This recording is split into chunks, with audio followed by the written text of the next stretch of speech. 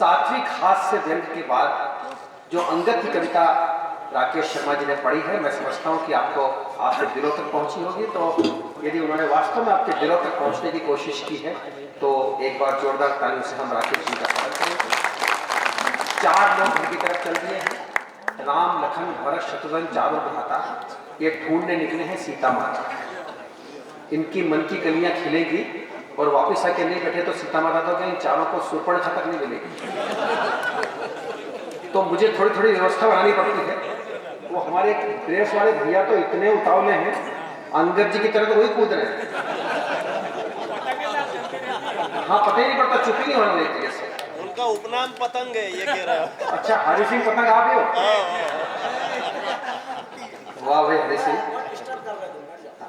नहीं, थोड़ा धीरे चला करें। मतलब जैसे बंदर कूदते थे ना आज राम जी की सेना में, ऐसे मत धीरे धीरे चलो, आप धीरे चलने में पहुंच जाओगे, है ना। चाय की व्यवस्था कर रहे हो आप, बड़ी अच्छी बात है।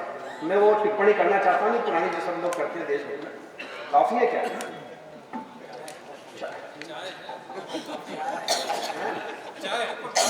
काफी समझदार। लीजिए, आप जल्दी बांट दें क्योंकि मुझे अपना काम करना है। अरे हरि सिंह जी, चलो एक बार पीने दो। लीजिए, चलिए मैं शुरू करता हूँ। ये 2 फोटोग्राफर शिखर वार्ता में व्यस्त है। कोई बात नहीं, करते रहो, आपका अपना काम है। आपको अपनी दुकान चलाना है, हमें अपनी दुकान चलाना है।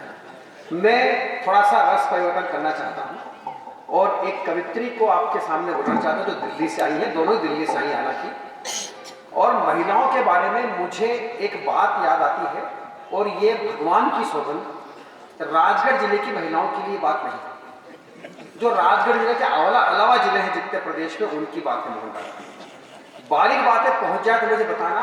एक आम का पेड़, उस पर कच्चे फल लगे हुए थे, फलों को पकने में 2 महीने का समय बाकी था। वहां पर 10 महिलाएं पहुंच गई और 3 घंटे तक लगातार बात करती रही, लगातार बात करती रही, लगातार बात करती रही। अचानक 10 आम टपक पड़े।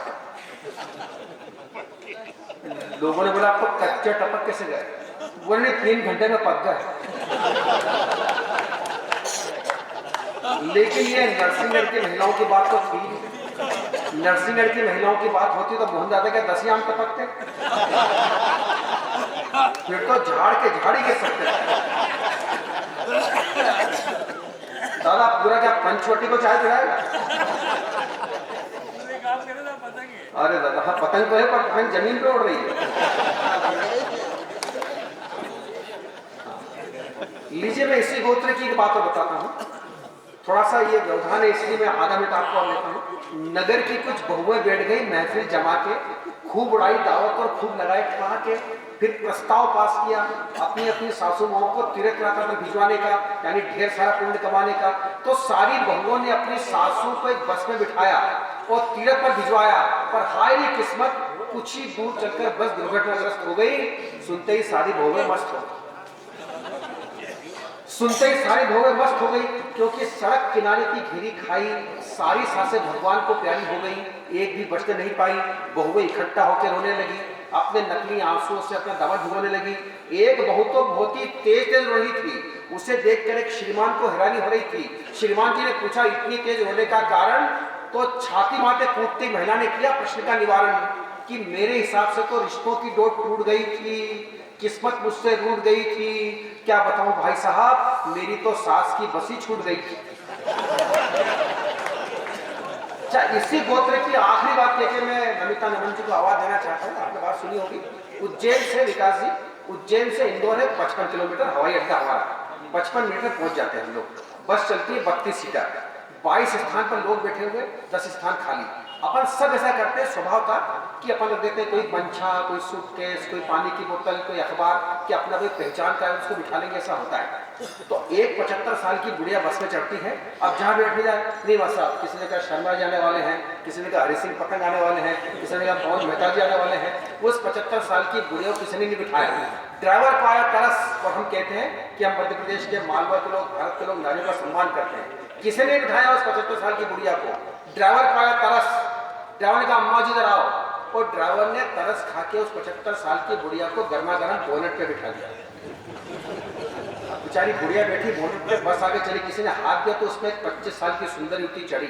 अब देखिए आप पुरुष मानसिकता, आ जाइए मैडम, बहुत जगह रखी हुई है। जो लोग बैठे थे वो खड़े हो गए। कोई ने पानी पीने के बहाने बिस्तरी उठा ली, कोई ने पढ़ने के बहाने अखबार, कोई ने हाथ पोंछने के बहाने रुमाल। लेकिन दोस्तों, लड़कियां संस्कारवान होती, कहीं नहीं बैठी, चुपचाप जाके कोने में खड़ी हो गई। तो जो बैठी थी बोनट पे बुढ़िया, उसके मन में उठा भूकंप और वहीं से पिघला लावा और वो चिल्लाई, बैठ जा कहीं भी बैठ जा, 25 साल बाद तो तेरे को भी बोनट पे ही बैठना है। तो मैं अब उनको बुलाना चाहता हूं जिनको 21 साल बाद बोनट पे बैठना। तो इतनी गहराई में जान, वो कविता पढ़ेंगी श्रृंगार की, मोहब्बत की, प्रेम की कविता पढ़ेगी, तो ये कहूंगा नमिता जी, इतनी गहराई में जाने की जरूरत क्या है? 2 कदम चल के बता दो कि मोहब्बत क्या है। तालियां।